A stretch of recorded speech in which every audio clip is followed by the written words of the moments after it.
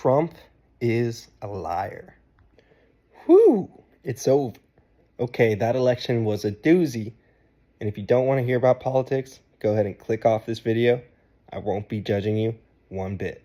But for those of you interested, I'm going to go ahead and give my hot takes right here.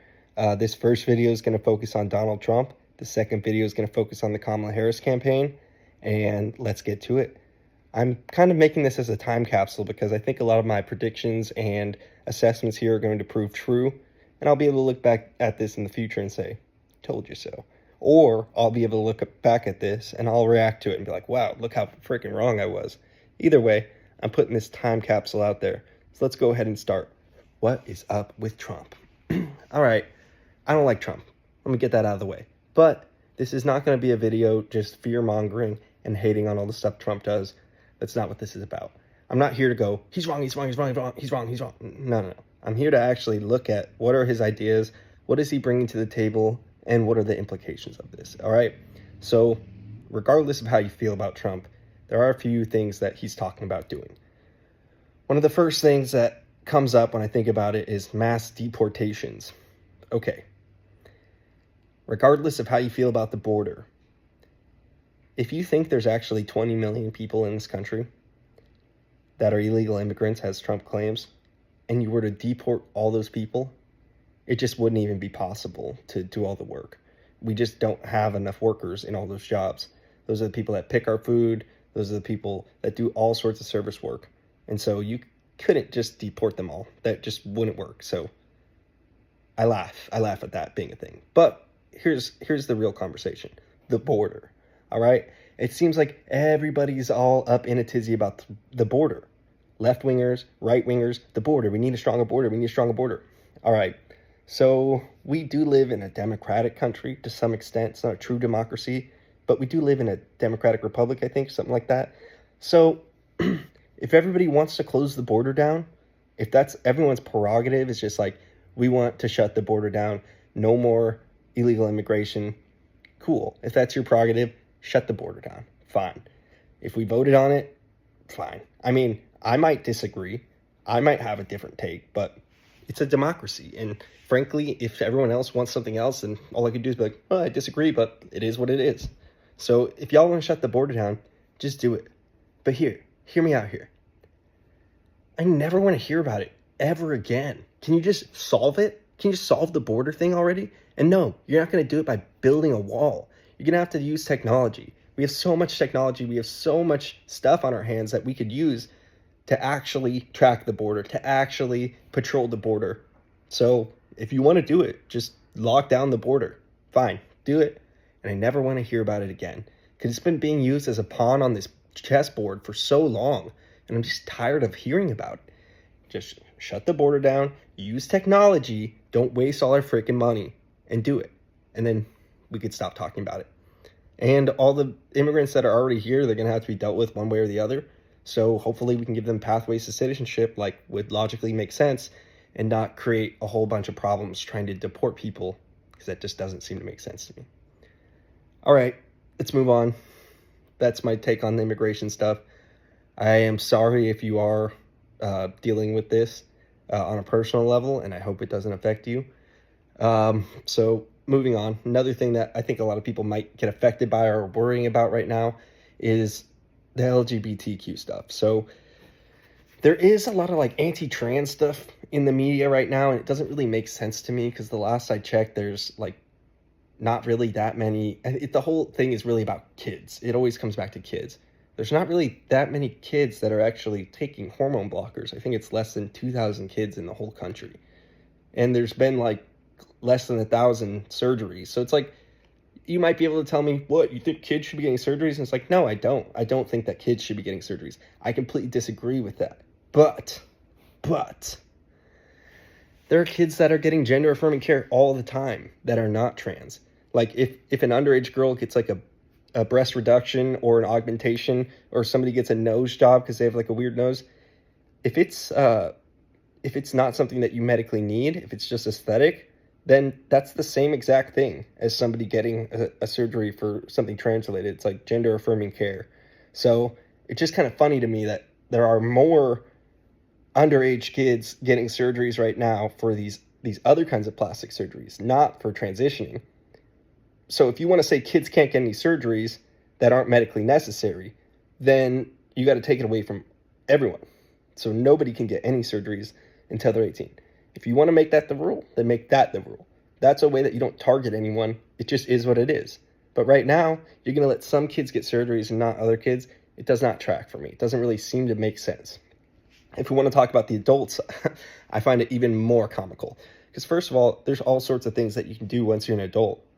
And if you want to take hormones or get gender-affirming care, I mean, what makes you different from like Joe Rogan, who's taking hormones? Like all these guys taking testosterone, like all these older people trying to stay young forever, taking all these hormones, but trans people can't. That's when it gets totally bad. That's when it's totally unjustified. That's when it's weird. It's weird like that. So again, I don't feel like they should be getting surgeries, but if you're going to do that, then you better apply it to everyone, or else you're being a hypocrite, frankly. So I can't really get on board with it when it's like that.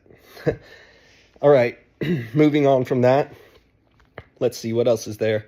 So we've definitely got a lot of weirdos coming into the party. Like we've got Elon Musk. If you still are a believer in Elon Musk, I don't know what to tell you at this point. But I don't think that's going to end up good for everyone, so I'm kind of against that. It's kind of funny that a lot of the Trump supporters can say he's anti-establishment, and yet he's got billionaires. Like, go look up right now who are the top billionaire families that were donors in this presidential election. You'll see that like 8 out of 10 of them donated to the Republican Party, not the Democratic Party. So you're telling me that the Democrats are really like the elites? I understand that they ran a bad campaign, but that's for my next video. But to say that Trump is not an elite is just silly and laughable to me. So I don't think that's going to end up good. Now, there's one more thing that has been rubbing me the wrong way, and this is like RFK becoming a part of the party and everything. And some people say, oh, RFK has all these good ideas. And it's like, he's got some good ideas mixed in with a bunch of totally crazy ideas, all right? And this guy was like running as a Democrat not that long ago, and then now he's a Trump Republican. The math's not mathing for me. Seems a little grifty. So no matter what RFK Jr. says that he's going to do for our health and everything, you think he's going to go after the corporations? Like, RFK would be someone that would be talking about like fast food being bad for you. Donald Trump is someone that will go and serve fries at McDonald's. It's just, yeah, like I said, the math ain't mathin'. I just don't see that working out in the way that a lot of optimistic people think that's going to work out. So I think that's pretty silly. Lastly, okay, this is a big thing. Oh, I guess there's 2 more things. We got the economy. We'll just go quick on that because it's a confusing subject. Do I think the economy is going to get better under Trump? No, I don't think it is. I think it'll get better for the top like 1%, just like it would have with the Democrats, and it'll pretty much get worse for everyone else. So that's my prediction. We'll see what happens. These tariffs, this idea that we're going to tariff everything from like China is crazy. You could tariff some things that we produce in this country, but you can't tariff all of the things because we don't produce everything in this country. That'd be like saying, oh, you're going to tariff all the avocados coming from California. All right, now there's no avocados in the rest of the country that aren't $10. Like that's exactly what would happen. You have to be able to produce that thing locally, or else it doesn't really make sense to put a huge tariff on it because you're just charging all of your citizens. All right, so there's the economy, now the wars. This is the last thing I'm going to touch on, and then that's my assessment of the Trump administration. So Trump, he's running on being the peaceful candidate right now, and I guess I understand why a lot of people bought his bullcrap that he's pushing, and it's because like the Democrats are doing a whole lot of war stuff right now, so it doesn't really track that they're the party of peace. Nobody's really, claiming that they're the party of peace at this point. Just that, oh, there'll be an adult in the room. Well, you all seem like you're a bunch of babies, all of you on both sides, so I'm not really buying that. But do I think that Trump is going to create peace globally? No, I don't. Has he been anti-war? Was he when he was president last time? No, he increased the drone strikes. It really just doesn't make sense. If you think that Trump's going to end the wars, I got sorry news for you. It's like Trump benefits from the wars just like every other rich capitalist. So if that's the bet that you're making, I've got one hot take that I actually made a short video about. If any peace is going to come from the Trump administration, it's just going to be that the warmonger Democrats will protest what Trump is doing because they're so anti-Trump. hypocritically. They would do the same thing, but when Trump does it, it's bad. So look out for that. The Democrats might actually pull us back from a little bit of wartime stuff just because they hate Trump so much. So will it be better for world peace? Gosh, I'm just hoping for the best, okay? And here, if I'm proven wrong about all of this, I will make a public statement. I was wrong about Trump. Trump was actually honest about everything. Elon Musk is a good dude. RFK Jr. cares about our health. I will come out and I'll say it all publicly. I was so wrong about this, and I hope that I am. I hope I am wrong about this. But for all the Trump supporters, I mean, I hope he does what you think he's going to do, what he said he was going to do, because that'd be really, great if things improved for everyone. But right now, the game plan doesn't really seem like it's tackling our actual problems. It's the corporations, it's the billionaires, it's the ultra wealthy. They have all of it. So we can't team up with them and expect that it's going to make things better for regular people. They don't care about making things better for you. They want to bust your unions. Okay. So the very idea that these billionaires are somehow going to be looking out for the common people, I find it laughable. So anyway, Trump, please prove me wrong. Please prove me wrong. I would love to make a video about how friggin' wrong I was about this. But for now, that's how I feel. So if you're still watching the video, thanks for watching. I hope this helped you feel a little bit more seen or heard or understood, that people are thinking about this stuff, people are talking about it, people are aware of it, and it's not everyone's totally crazy, all right? Screw the Democrats, screw the Republicans.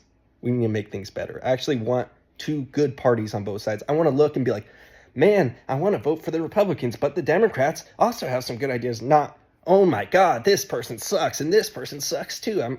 I think we're all over that. So hopefully this upcoming time, we're going to have better choices, and hopefully this 4 years that's upcoming is going to actually not be that bad. And I don't think it's going to be scorched earth. All right, guys. So stop being crazy and stop saying, yeah, that's for the other video. Okay. I'm going to end this one here. All right. So, everyone be good. We got 4 years coming up, and it'll be another person, but it's always the same apparatus. So let's learn to navigate this apparatus together, and hopefully things will get better for us all. All right. Peace.